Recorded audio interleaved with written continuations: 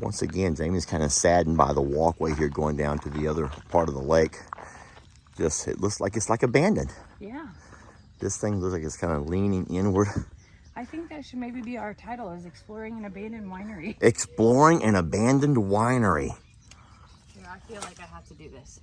Oh no, you're turning into your mother.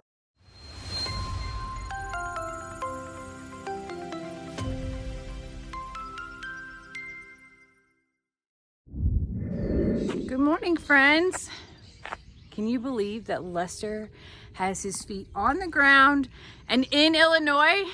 It's a big deal. He is off the ranch, off his rocker and off the ranch today. You like that? Well, I thought that y'all would like to join us today because we are exploring an abandoned winery. That's your contribution? You're supposed to be more excited. I was just going to say that I think all of us have had an experience where we return later in life to something that used to be grand, and we don't remember it being quiet like this. And that's what's happened to us today. We came to a place that Jamie has really been excited about showing me, and it's sad. Today was a much different outcome than I anticipated. But we got some really neat footage, and I think this is going to be a really fun video. But it's also going to probably have a lot of folks reflecting on their own lives, and maybe people or places who have changed over time. How Mother Nature and just life happens. Seasons change. It's true.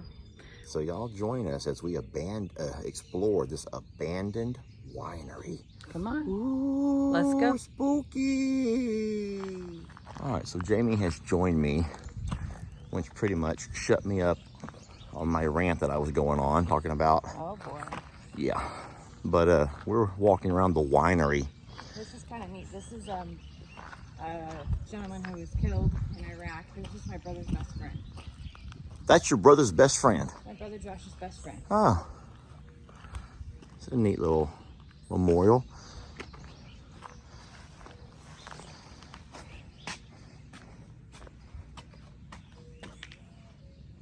Oh, wow.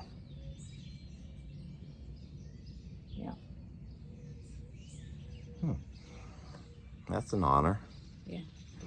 Oh, look at this. They did this with all of the. That's wild. I didn't know this was here. So every single one of these are all Illinois boys killed. Or I guess women too. Yeah. The Illinois folks. Yeah. That's really neat. That's powerful. And sad. It is sad. So as nice and as beautiful as this place is, Jamie is actually let down because she says in its heyday, everything was just meticulous. And it was every detail, every plant, every flower pot, and it was thriving and huge, and there were, wait times to come here, and now I feel like maybe COVID. Yeah. I don't know, but I told Jamie that it's kind of like the sanctuary. Sometimes, when we have time, we go out there and we bust our behinds for a couple of weeks, and we can just make everything look so darn beautiful. But then, you either don't feel well or you get busy, life happens, you end up taking a little bit of time off, and before you know it, you turn around and it looks like things are falling apart. It's true. I feel like it happens overnight there. Like all of a sudden I look out and right? There's like weeds everywhere, or 3 boards are falling off the fence, and and then all of a sudden it's so much to get it back that you're spending another 3 to 4 weeks, and I know that taking care of something to this caliber takes. It would require an entire crew. Yeah, it's not just one man can do this. But no, Jim, I mean, you're looking at signs falling over, the fencing, the gate there is laying on the ground. There's lights that are broken out, and it's sad that Jamie talked about when she was younger, and they would come here as a family event. And she says it was like a resort, and it was a beautiful resort. And this is where people came, and there was wait times, and some nights you couldn't get in, and there was music playing on the patio and families everywhere dancing. And yeah, and so now it just looks like it's, well, we're the only campers here. Yes. We're the only folks who are staying overnight out of all the cabins. They're also only open on the weekends. So like Thursday through Sunday, that's it. They used to be open 7 days a week. Oh, yeah. And you can just tell that life has sort of taken its toll, you know, on this. And that's kind of sad to me because at what I knew, this was someone's dream and everything they put into it. And well, you know, seasons change. They do. And that person could have, you know, already moved on or passed away, and then someone else took over and didn't have the same vision. That's true. And it might just be kind of a job for them or a chore for them, and if you don't have a passion behind it. That's 1,000,000% true. We've learned that. You have to love it, and you have to love all of it, even the worst days. Yeah, and so maybe the vision that the original folks had is not shared by the current folks who run it. Yeah. But it's early now. Don't judge it right now. Right now, Jamie and I are out for a morning walk. Yeah, they're not even open. No, don't judge it right now. They're not open yet, guys. It's 8 o'clock in the morning. It's very peaceful and quiet and yes. pristine. And last night, did you talk about the deer that we saw last night? We saw, yeah. I didn't talk about that. We did see 12 deer out grazing around. And trust me, I know that it has its capabilities. So I also don't know. Did someone just buy this and then are they in the process of all doing this? Look at this. This is where you hook up your horse. People ride their horses out here. Oh. Isn't that cool? Yeah, horse. Yeah, a little tie-up. There's a couple of them, actually. It's neat. Once again, Jamie's kind of saddened by the walkway here going down to the other part of the lake. It looks like it's like abandoned. Yeah. This thing looks like it's kind of leaning inward. I think that should maybe be our title, is Exploring an Abandoned Winery. Exploring an Abandoned Winery. Yeah, I feel like I have to do this. Oh, no, you're turning into your mother. I know. That's what your mom would do. I can't help it. Oh, my God, Jamie. I feel like I need to do my part. Exploring an Abandoned Winery. This here actually is starting to cave in. That's kind of dangerous. I bet though. Now, are these wine leaf or are these wisteria? Huh? Oh, wisteria. Yeah. That's not poisonous. Mm-mm.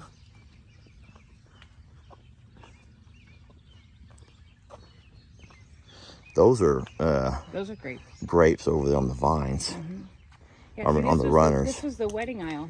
Jamie, I would bump my head over on your side. There's such a lean here that I would bump my head right there. Oh, they used to have the waterfall over there too. Look, you can see the big rock. It was a huge picture place. Yeah. It could have been COVID knocked them out. COVID took out a lot of small businesses and places like this. So sad to me. It's okay. It's still a nice trip. We had a restful night's sleep. Oh, I know. I just am saying, like, from a place that I wanted to show you of how beautiful it was, hidden in these woods. She's talked about this place every day leading up to this trip for a while. And I hate to see the disappointment on your, because you wanted me to experience what you experienced. I wanted you to feel the beauty and just this hidden gem that was in the woods, and I had no idea. Yeah. But there's actually 3 venues here. So we have one over there, and Jamie said they used to have like big weddings here and all kinds of events. Then there's another one over here. Then, of course, you saw the main house or the main restaurant and winery spot over there. All by these real pretty man-made lakes. Both lakes have little waterfall things on them where you can take pictures and stuff. But I wouldn't want to walk over that bridge right now, Jamie. That thing looks like it's falling in too. No way. Even the iconic sign is gone.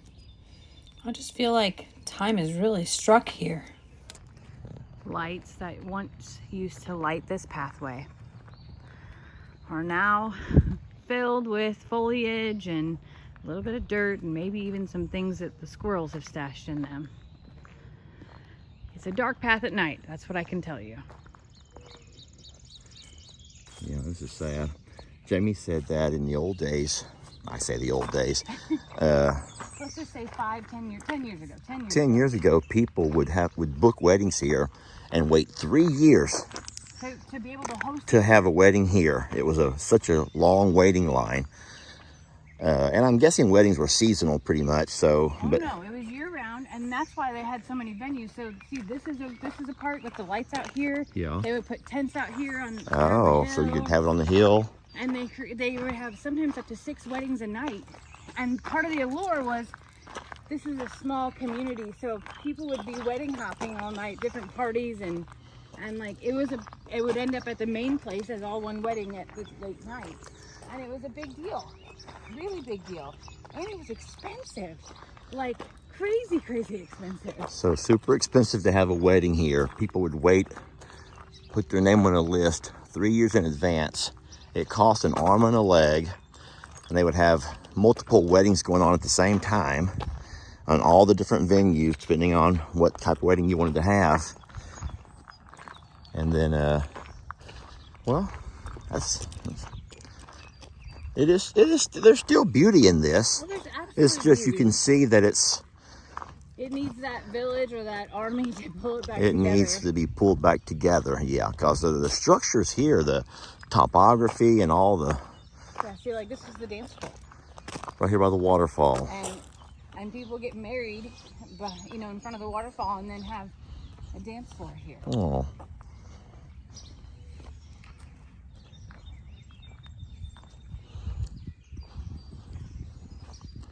Watch for snakes. We done seen one.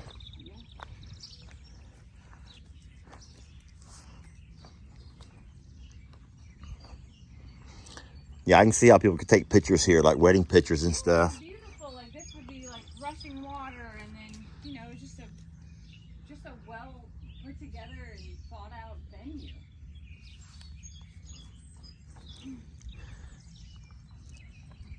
So we met the owner. We didn't ask him anything about what we're talking about, and we wouldn't, because none of our business. And what are you going to say? What happened to this place?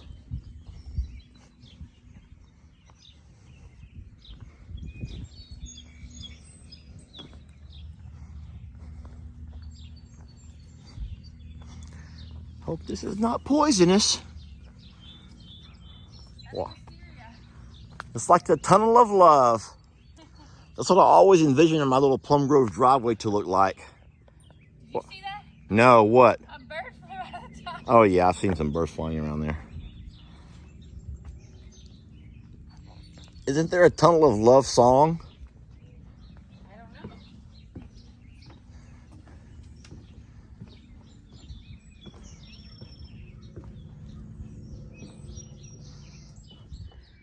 You know, I was just telling Lester about the fact that the original winery was so booked and people were waiting so long for weddings and willing to pay so much that they actually built this additional venue. And it's neat because the garage doors open. This made it like a 4 seasons event center where you could use AC if you needed to, or use heat if you needed to, or just enjoy the beauty of time of year. And the pictures that came out of here, this island, this bridge, the waterfall, the lights at night for the dance floor were just stunning and impressive. And in this tiny little Clinton County, Illinois map dot, it was I would say the jewel of the county.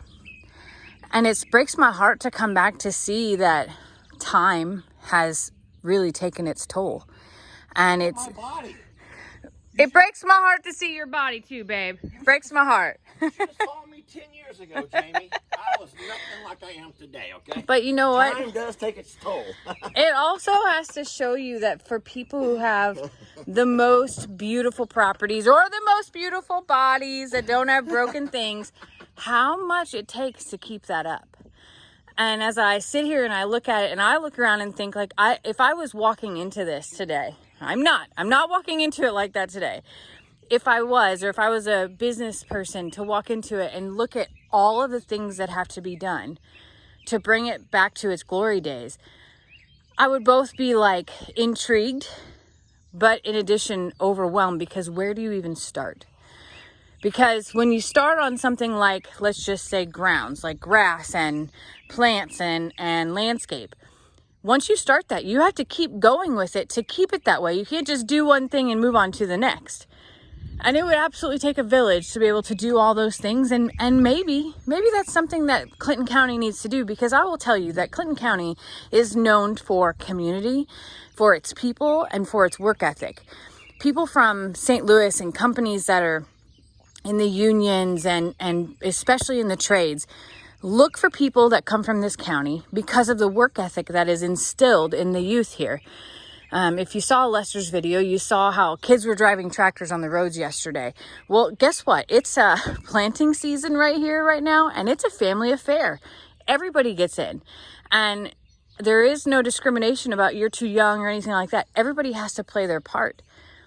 And I feel like that the county here maybe hasn't had the time to come out here and see it. Maybe it closed during COVID. I wasn't here for that time because I also didn't leave. Maybe they don't know. Maybe they don't know how far behind it's fallen. And maybe the county and its community need to come out and invest to bring this back to life, because it is a jewel and a gem. And it's heartbreaking to see that someone's dream and all the time and effort they put into making it and then maintaining it has just sort of slipped away. And Mother Nature has crept back in, and whether it be an algae or the weeds or all of the wisteria that clearly has taken over, she's winning. And that's okay to an extent. But I think that you can work side by side and form something truly beautiful.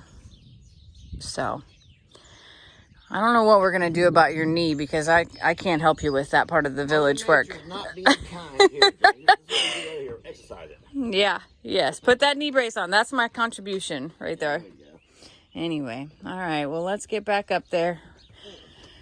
We got a project to do today.